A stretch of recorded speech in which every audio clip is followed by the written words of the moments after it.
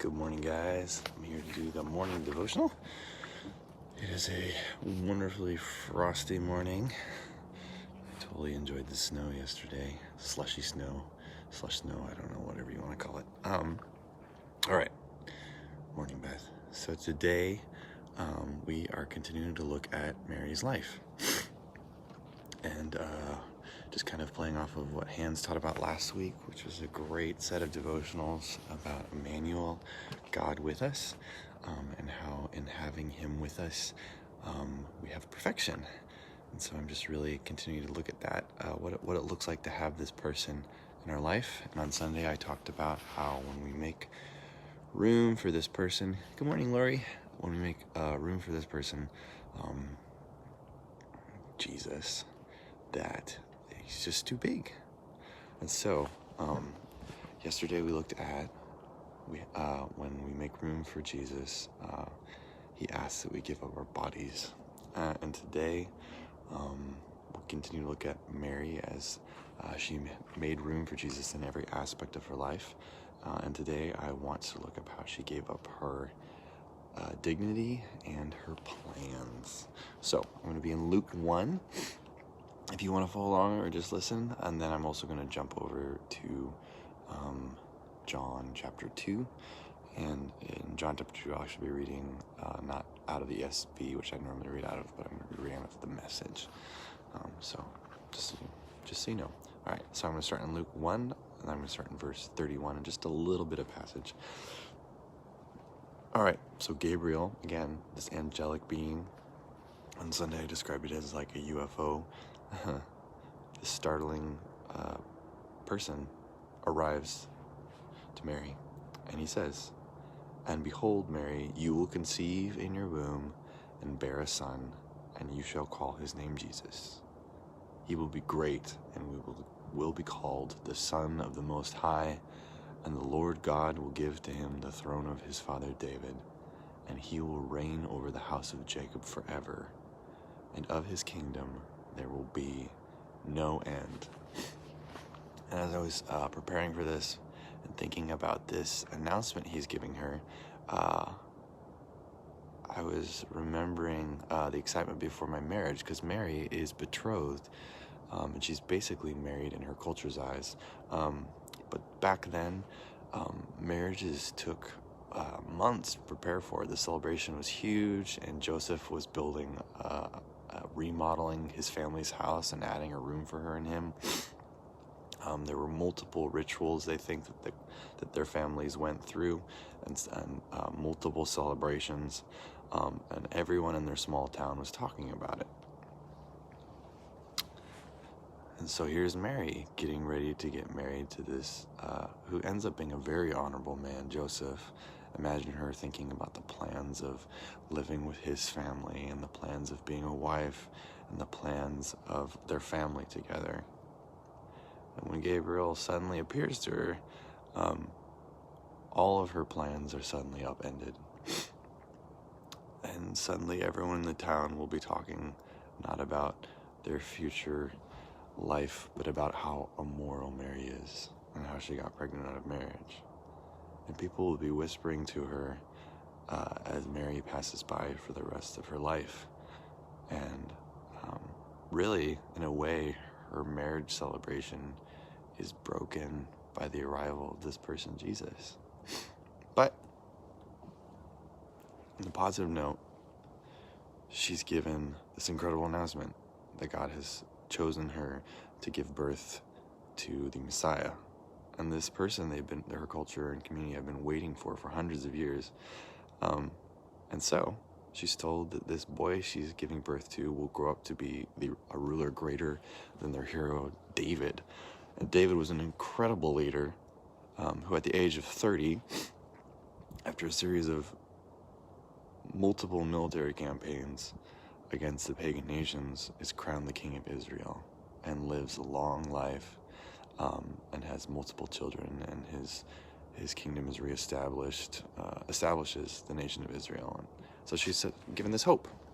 Even though you live in shame now, even though your plans have been upended, this baby boy who you're been given, is going to become the king, and she knows what the king of David looks like, and so she's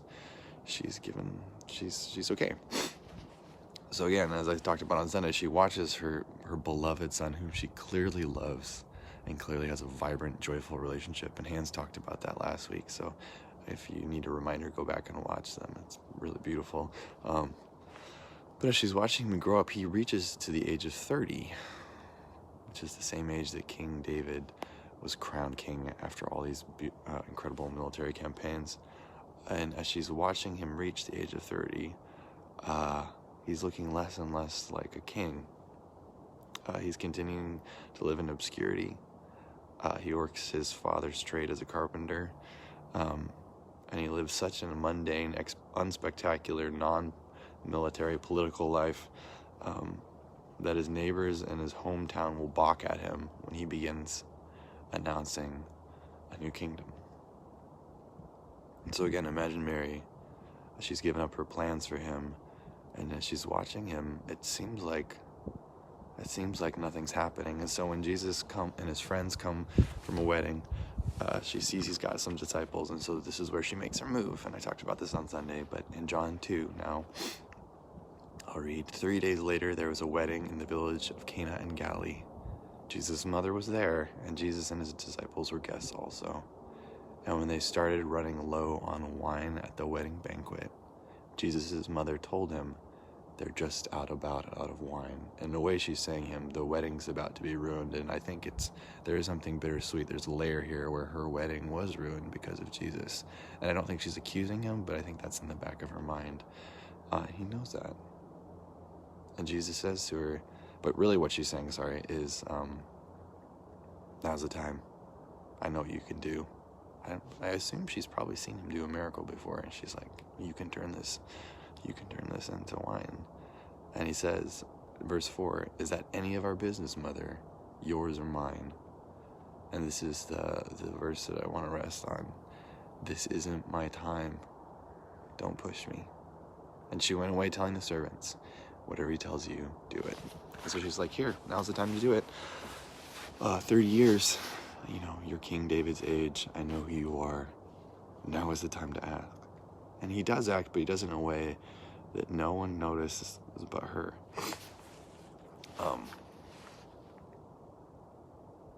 And so I want to note, too, that she has a vibrant, intimate, honest relationship with Jesus, but she is constantly trying, and we'll look at this next tomorrow, she's constantly trying to control Jesus and trying to help him accomplish. And it's because she has this idea in her mind about what God's kingdom looks like and how it should occur, and a lot of things are right.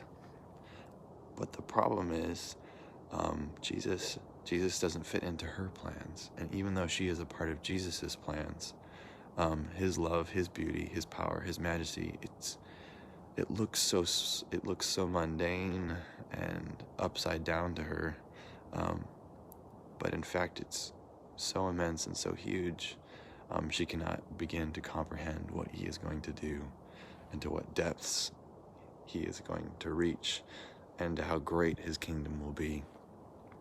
And this is the message that I said on Sunday, and I'm going to say every day, is that the world cannot hold this Jesus King, and that Jesus broke our frame of reality.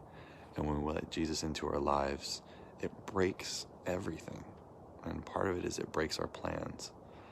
When his perfection and his life enters ours, and we open ourselves up to him, he will break our little self-centered reality and pull us into a reality that is so vast, so infinite, so beautiful, and so full of his eternal presence and love that the current sufferings, and Mary was suffering,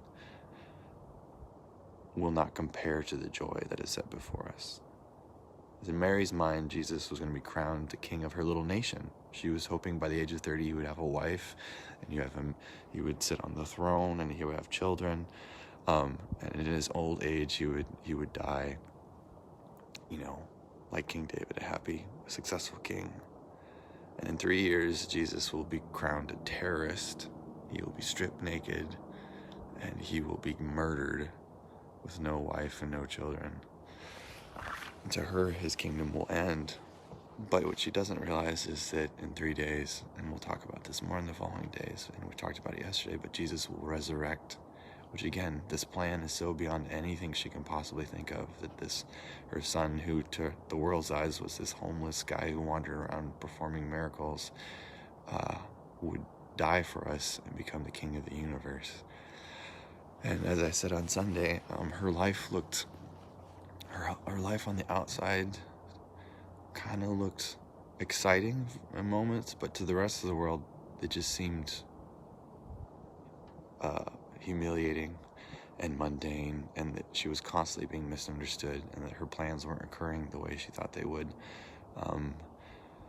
But this is hope, because I have a lot of plans that I'm trying to help Jesus do and occur, and most of them don't seem to be going out in the way I expect them to. And I feel like a lot of times the things that Jesus asked me to do, and when I do them, I'm more often misunderstood.